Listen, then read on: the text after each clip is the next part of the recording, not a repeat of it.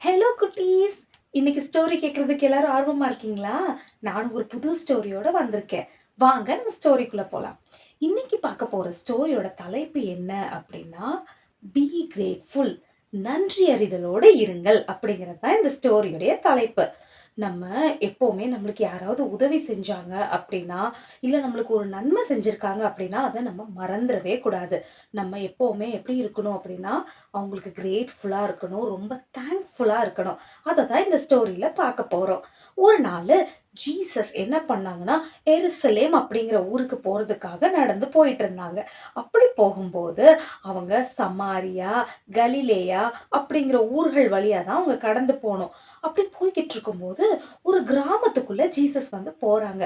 போகும்போது அங்க 10 குஷ்டரோகிகள் இருந்தாங்க. குஷ்டரோகிகள்னா யாரு தெரியுமா? அவங்களுக்கு கையில, தலையில, உடம்பு ஃபுல்லா ஒயிட் ஒயிட்டா ஒரு பேட்சஸ் மாதிரி இருக்கும். சில நேரங்கள்ல அது புண்ணு மாதிரி கூட இருக்கும். இப்படிப்பட்ட மக்கள ஊருக்குள்ள சேர்த்துக்க மாட்டாங்க. ஊருக்கு வெளிய தனியா வச்சுருவாங்க. பாவம் அவங்களோட ஃபேமிலில இருக்கிறவங்கள கூட அவங்க பார்க்க முடியாது.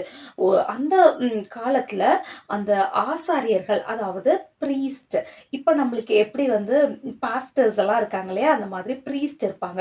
அந்த ப்ரீஸ்ட் கிட்ட போய் அவங்க காமிக்கும்போது அவங்களுக்கு சரியாயிருச்சுன்னு தோணுனா கூட, அவங்க போய் அந்த ப்ரீஸ்ட் கிட்டலாம் காமிச்சா, "வாவ்! சரியாயிடுச்சு" அப்படின்னு அவங்க சொன்னா மட்டும் தான் இவங்க என்ன பண்ணுவாங்கன்னா, சுத்தமாயாச்சு அவங்க ஃபேமிலிஸ் எல்லாம் போய் மீட் பண்ணலாம். இல்லன்னா அவங்க பாவம் தனியா தான் இருக்கணும். இப்படி ஒரு 10 குஷ்டரோகிகள் ஜீசஸ தேடி வந்தாங்க.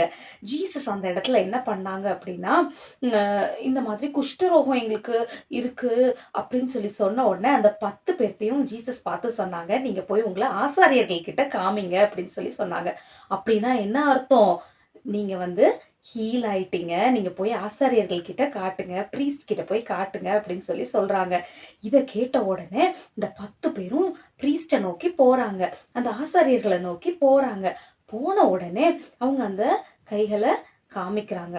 காமிச்சுட்டு ஜீசஸ் அந்த ஊர் வழியா தானே போயிட்டு இருப்பாங்க. அந்த ஊர்ல தானே இருப்பாங்க. நெறைய மக்கள் ஜீசஸ கூட வந்து பார்த்துருப்பாங்க இல்லையா? அந்த சமயத்துல 10 பேர் போனாங்க இல்லையா? அதுல ஒருத்தர் மட்டும் திரும்பி வந்தாரு.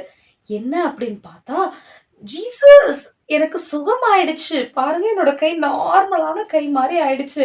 எனக்கு சுகமாயிடுச்சு. ரொம்ப தேங்க்ஸ்" அப்படின்னு சொல்லி அவரோட கீழ குப்புற விழுந்து ஜீசஸ் கிட்ட தேங்க்ஸ் சொல்லி சொன்னாராம். இத பார்த்தோனே ஜீசஸ் கேட்டாங்களாம், "10 பேருக்கு சுகம் கிடைச்சதே, மீதி 9 பேர் எங்க?" அப்படின்னு சொல்லி கேட்டாங்களாம்.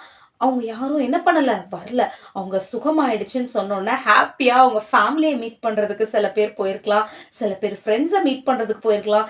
சில பேர் அந்த ஹேப்பினஸ் தாங்க முடியாம எல்லாத்துக்கிட்டயும் ஷேர் பண்ணணும். இவ்ளோ நாள் ஊருக்குள்ளயே போக முடியலன்னு சொல்லி சந்தோஷமா ஊருக்குள்ள போறதுக்கு ஓடி இருக்கலாம். இல்லையா?